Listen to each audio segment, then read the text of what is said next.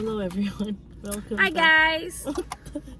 Welcome back to another episode of 7 Minute Sundays. 7 Minutes Sundays. On today's episode of 7 Minute Sundays, it's brought to you by Classic Inasal on So, Broadway and Fraser in So, Vancouver. Habang film namin to guys, nag-aantay kami ng aming order. So, Ng aming dinner. so para productive yung pag-aantay natin, nag-film kami ng 7 Minute Sundays. True. So, Since we're not home, we're gonna be using some online question generator. And the way this will work is Kat will pick a number, and whatever number that is has a corresponding question, and that's what's going to be answered. Okay. Anyways, kung hindi pa kayo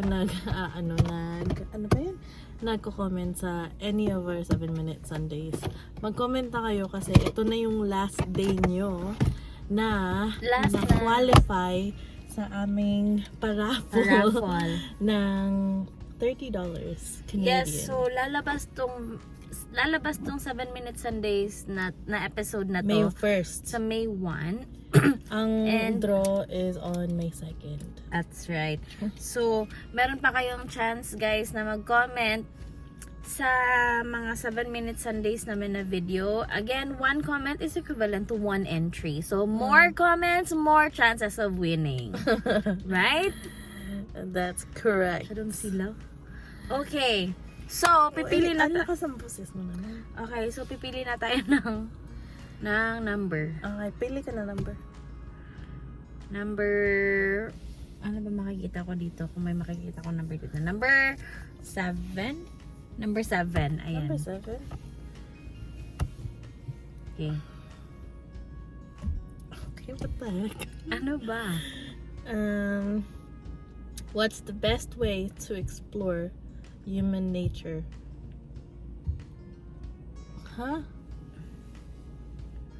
Tapusin mo yung question. Ano ba? Yun nga. What's the best way to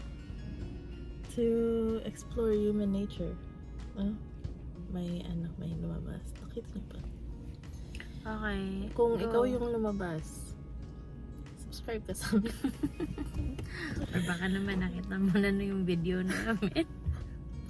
Huwag kang mahiya. Mag-subscribe ka. Sige, okay. Go answer Hindi, it. iba na lang. Okay. Number 11. Hindi. Ito na lang. Anong conspiracy theory ang pinapaniwalaan mo? Hindi. Ano ba yan? Ano na lang, mga ano yun? Yung mga pasabi ng mga matatanda. Mga Anong tawag doon? superstitious Oh, beliefs. yun. Okay. Ano ang mga superstitions na alam mo? Okay? Okay, go Yeah. answer. Okay. Ready? It'll 3. start in 5 seconds. So 5, 4, 3, 2, 1. And ikaw na muna. Hala. Okay. Pamahiin. Madaming pamahiin na pinapaniwalaan ako. Isa na dun yung yung bawal kang umalis sa hapagkainan kung hindi pa tapos ang lahat kasi yun, hindi ka mag-aasawa. Hindi, mali kayo. Tapos, pag naliligo ka, maligo ka sa gabi, tas natulog ka, nabasa mo, mabubulag ka. Ang layo naman ng mabubulag. Bawal mag-nail cutter sa gabi. Kasi, bad luck daw yan. Tsaka, bawal din daw magwalis sa gabi kasi bad luck daw din yan. Ano mangyayari? Ewan ko, baka katulad din ng mga chain messages dati na pag hindi mo to i-share 25 years of bad luck, mangyayari sa'yo. Ewan ko. Kung kayo ay hindi nag-share ng ng mga chainmail dati at nag-pass na yung 20 years, sabihin niyo sa amin kung bad luck nga ba yun? 20 Kung kumusta years. ang past, ano Kamusta niyo? ang 20 years niyo? Oh, ikaw, ano ba? Madami. Alam ko yung sa ano, yung sa pag hindi ka, I mean, pag umalis ka sa table ng hindi pa tapos yung lahat. Pero parang may iba yung sa inyo. Kasi yung sa amin, ano, you can't leave the table when people are not done. Or bawal ka mang iwan ng isang tao. Bawal ka magligpit when Oo, parang ganyan. someone is not done eating. Kasi yung hindi pa tapos kumain, yun yung hindi mag-aasawa. Yun nga. Or, iikot mo yung yung plato. Ikot mo yung plato? Pag aalis ka ng table. Ano pa? Ano pa ba? Yung pag may napaniginipan ka na ngipin, or natatanggal ng ngipin, may mamamatay. Ano nangyari sa akin yun? Totoo, parang may coincidence nga yung ganun. Dami ko naririnig na stories about that. Nangyari sa akin yan. Ano pa ba? Tsaka, yung dati, pag may nakita kang itim Cat. na pusa. Bad luck daw yun. Sa amin, pag nakakita ka ng itim na pusa, dapat aatras ka ng 3 beses tapos tatalikod ka. Away sa opposite side sa pusa. Tapos, alam niyo ba yung pag may sinasabi kayo para hindi daw ma-jinx, mag-knock on wood kayo? May landlord kami dati na every time para may naaalala siya. Lagi. Ano yung sinasabi niya? Sabi niya, ay, oo nga pala, no? Parang, ay, oo, sikat. Oo, ano nga pala yun. Ay, oo, si Kim, ano nga pala yun. Basta pag may pangalan siya naaalala, parang may kakatok agad. Kakatok siya, Parang ganun naging siya. siguro pag sa meeting yan. Pag nasa meeting ka sa tapos sabi, oh yeah, well, Sam, oh, I heard that, Andrea, that, she went to, Parang every time na may pinag-uusapang tao, ganyan siya. Parang nag-knock siya agad ng wood. Tapos, ay, oo nga pala, no. Ay, naku, naalala ko si ganyan siya. wala pang pangalan, parang, ay, alam mo, naaalala ko nga si yun, di ba?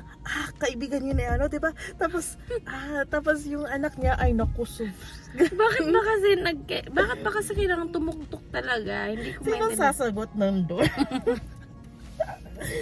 Uy, ikaw din naman ginagawa mo yun. Uy, para lang hindi ma-jinx, pero hindi naman every time na gumaganon.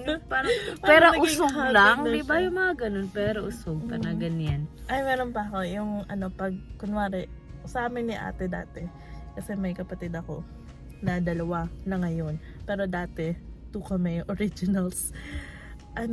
Pag may nakahiga siya, kunwari sa bed, tapos, parang, I'll step over, kailangan bumalik uli ako kasi pag hindi ka bumalik, hindi na siya tatangkad. Oo. Siguro, hindi ako bumalik nun kasi maliit pa rin. Yung din, pag may mga kain sa patay, after ilibing, Kailangan papagpag.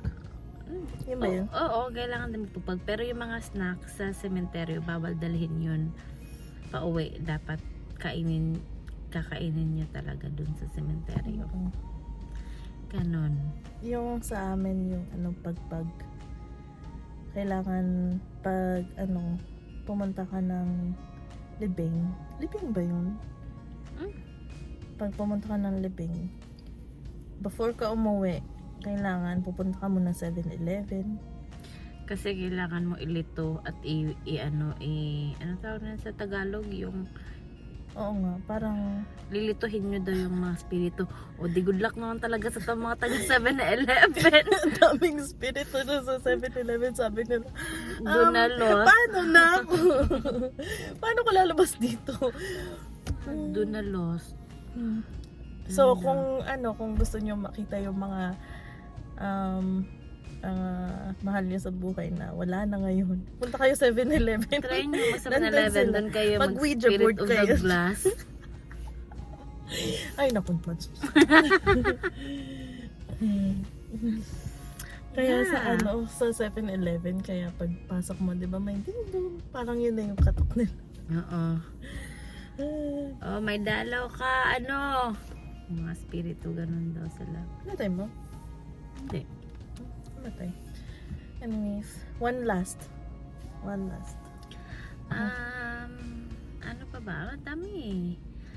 Sa dami, hindi ko na maalala yung iba. Basta, Ako, meron pa akong one last. Yung pag sa gabi, huwag kang titingin sa buwan, sa moon, ng more than, 10 seconds, 15 seconds, tapos mga ganon, huwag kang titingin doon ng more than ganon, kasi magkakaroon ka ng third eye. pag tumuturo ka, wag daw ganun, wag kang ganun tumuro, dapat daw ganun, or kaya siguro nauso sa atin yung suno, kaya siguro nauso kasi bawal daw mag-point na ganun kasi sabi nila mapuputol daw. Kaya dati pag nagtuturo kami, sinasabi namin andun, tapos kinakagat namin para daw pangontra sa bad luck, ganun daw yun. Alam niyo yung sa akin, yung sa moon, naalala ko pa uwi kami from La Union noon dati, nung bata pa ako.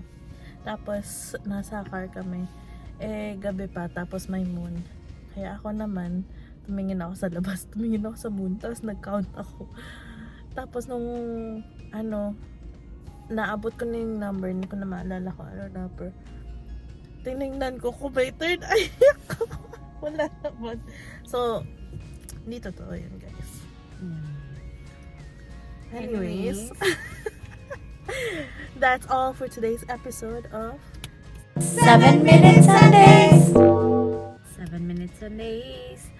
Yes, yan lang yung yung topic natin sa today's episode ng ating 7 minutes Sundays. And don't forget, guys, may chance kayo manalo ng $30 kapag kayo ay nag-comment. nag-share ng thoughts nyo. You don't have to share this video, just share your thoughts on the comments. And if you're watching and you're not subscribed, please subscribe. True. Para marami pa tayong 7 minutes Sundays. At Yeah, true. marami pa rin kayo mapanood. Imagine kung lahat kayo mag-subscribe tapos medyo like 20,000 na kayo nagwa-watch. $200. Oo, $200 yun. So, yun lang naman for today. Thanks for watching. Share kayo ng mga superstitions niyo na pinapaniwalaan niyo or mga hindi niyo pinapaniwalaan pero tinuro sa inyo ng inyong mga magulang na nagsisinungaling sa inyo.